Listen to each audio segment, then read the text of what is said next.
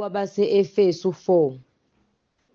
Ngakho mina siboshwa eNkosini, ngiyanincenga ukuba nihambe ngokufanele ukubizwa enabizwa ngakho, ngokuthobeka konke nobumnene, nokubheka kade nokubekezelelana ngothando. Nikhuthalele ukugcina ubunye bukamoya ngesibopho sokuthula. Munye umzimba, munye umoya, njengalokho nabizelwa ethembeni linye lokubizwa kwenu. Yinye iNkosi, yinye inkolo, munye umbhapadiso, munye uNkulunkulu, uyise wabo bonke, ophezu kwabo bonke, okubo bonke, ophakathi kwabo bonke. Kepha yilowo nalowo kithina uphiwe umusa ngokwesilinganiso sesipho sikaKristu. Ngalokho uthi, esenyukele phezulu, wathumba abathunjiweyo, wapha abantu izipho. Kepha lokhu ukuthi wenyuka kuthini, uma kungesikho ukuthi wake wehla ezindaweni zomhlaba eziphansi na? Owehlayo nguyena owenyukela futhi ngaphezu kwamazulu onke, ukuze agcwalise konke.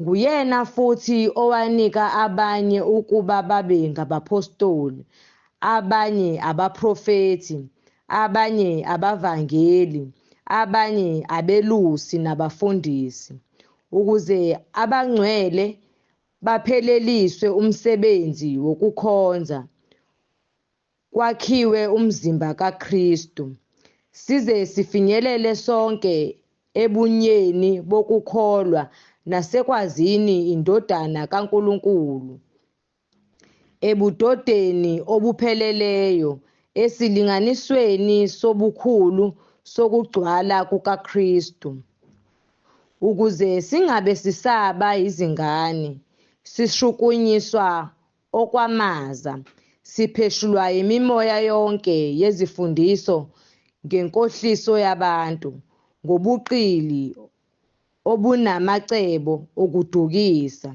Kodwa sithi sikhuluma iqiniso ngothando, sikhulele ngakho konke kuye oyinhloko, uKristu. Okungaye umzimba wonke uhlanganisiwe, ubambene ngokwelekelelana kwamalungu onke awo, njengokusebenza okulinganiselwe yilelo nalelo lungu, kukhuliswe kumzimba, ube yisakhiwo othandweni. Izono zabangakholwayo. Ngakho ngisho, ngifakaza eNkosini, ngithi ningabe nisahamba njengalokhu kuhamba abezizwe ebuzeni bengqondo yabo. Behlelwe emqondweni, behlukanisiwe nokuphila kukaNkulunkulu ngokungazi okukubo ngenxa yokulukhuni benhliziyo yabo, abathi babebuthuntu, bazinikela emanyaleni, ukuze basebenze ukungcola konke kokuhuheka. Kepha nina animfundanga uKristu kanjalo.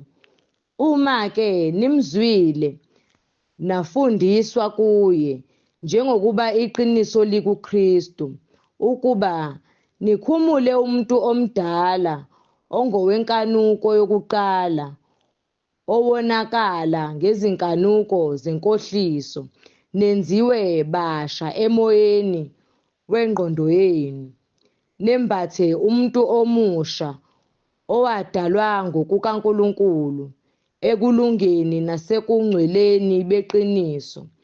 Ngakho lahlani amanga, nikhulume iqiniso, yilowo nalowo nomakhelwane wakhe, lokhu singamalungu omunye komunye.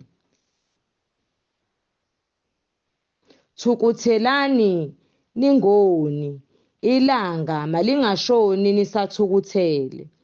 Ningamniki uSathane indawo. Owebayo angabe eseba, kepha kunalokho akhuthale asebenze okuhle ngezandla zakhe ukuze abe nokwabela osweleyo. Makungaphumi emlonyeni wenu nalinye izwi elibolileyo, kodwa kube ngelilungele ukwakha njengokuswelekileyo, ukuze libavezele umusa abezwayo. Ningamdabukisi uMoya oNgcwele kaNkulunkulu enabekwa uphawu ngaye kuze kube lusuku lokuhlengwa.